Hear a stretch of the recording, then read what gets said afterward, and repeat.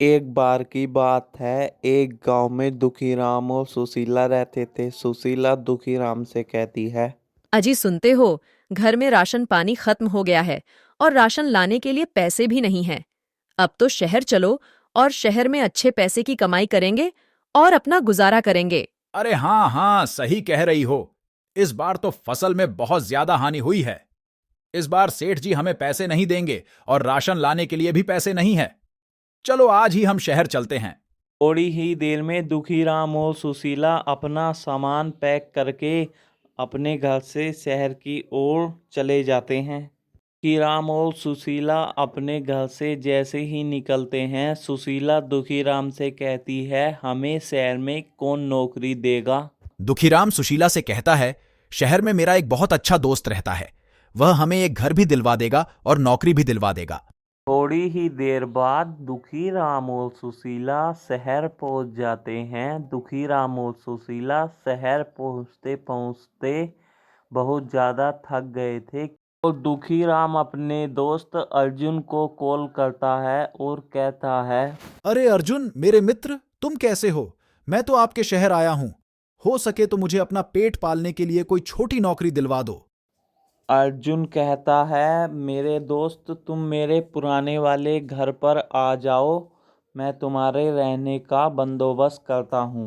इतना ही कहकर दुखीराम और उसकी पत्नी अर्जुन के पुराने वाले घर पहुँच जाते हैं और अर्जुन और उसकी पत्नी जैसे ही उस घर को देखते हैं, अर्जुन कहता है।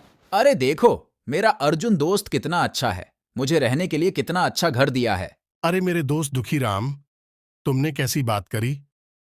हम तो बचपन की दोस्त हैं।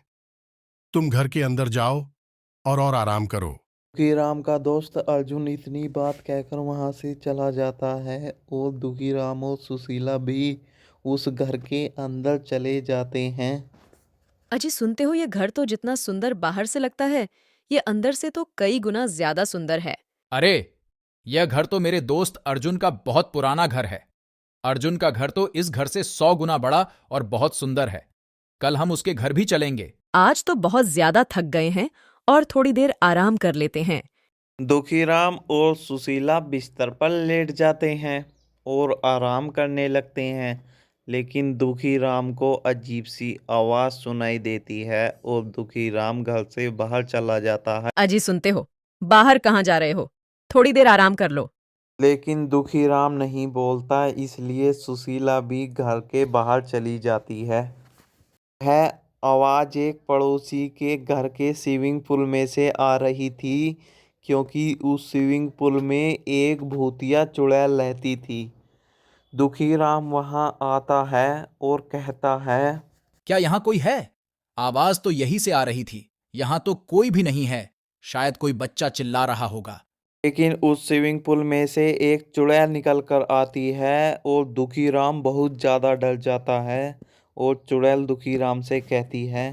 तुम यहाँ क्या करने आए हो? यहाँ जो भी आया है आज तक जिंदा नहीं गया और आज तुम भी नहीं रहोगे। चुड़ैल, मुझे आजाद छोड़ दो। मैं आज के बाद इस शहर में भी नहीं आऊंगा। लेकिन चुड़ैल दुखीराम की एक भी नहीं सुनती और दुखीराम को मार देती है। थोड़ी ही देर में दुखीराम की पत्नी वहां आती है और रोने लगती है। हे भगवान, ये क्या अनर्थ हो गया। इस चुड़ैल ने तो मेरी पति की जान ले ली। मेरी ही गलती है। मैं ही दुखीराम को शहर आने को कहा था। इस कहानी से हमें यह सीख मिलती है, हमें पैसे के लालच में नहीं पड़ना चाहिए। अगर दुखीराम अपनी फसल उगाता तो शायद वो जिंदा रहता। वीडियो अच्छी लगी हो तो वीडियो को लाइक करें, चैनल को सब्सक्राइब करें। Thank you so much.